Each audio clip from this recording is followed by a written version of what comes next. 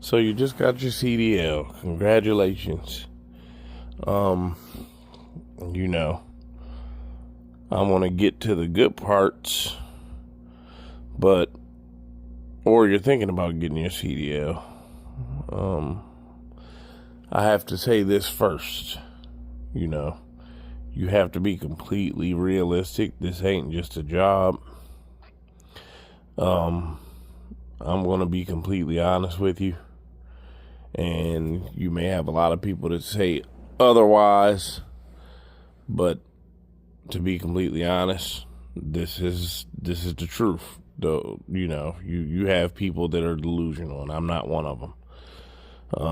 Getting your CDL is literally a day-to-day job with extreme amount of responsibility. And the reason I say it's day to day is because of the simple fact.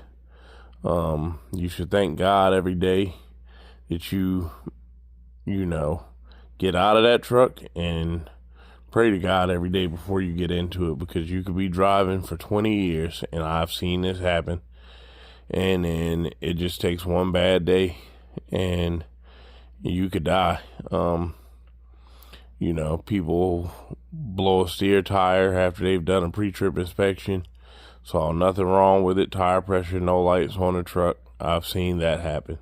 I've seen people that have been driving over 20 years let their company know that they had some sort of issue with the brake system, and then the brakes happened to fail because neither the company nor the driver thought it was that serious, and it was something that they were planning to get done, and they became an amputee and died.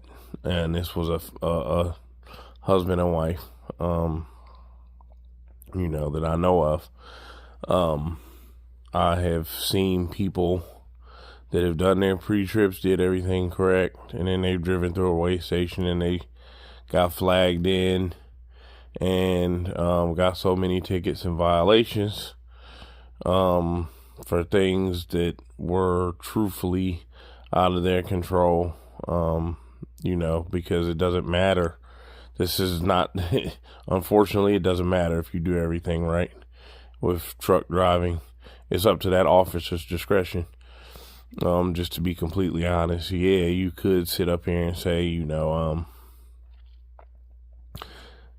can prevent this stuff by double checking, but that doesn't matter. If they decide they want to give you a ticket, they can make up a reason, and it happens to drivers every day. They're put out of service.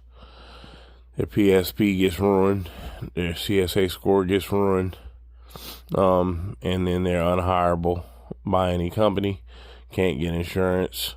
So before you get into trucking, you need to tune out everything that everybody is telling you about how much money you can make and so on and so forth, and realize it is a day-to-day job.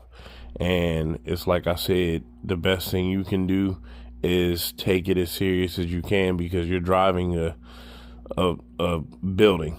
You're driving a 65-foot building, 80,000 pounds, and you need to learn every button inside that cab and what it does.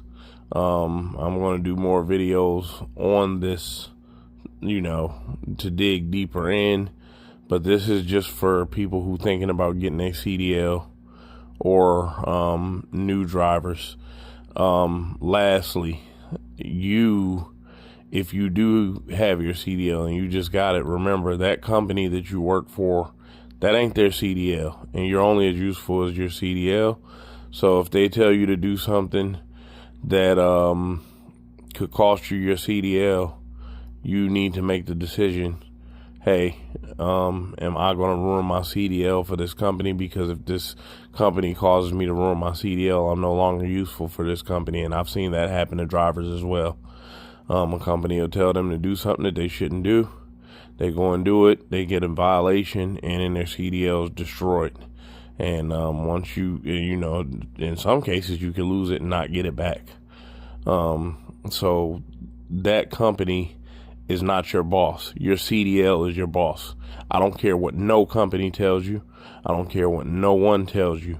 You always put your CDL before your company. Peace.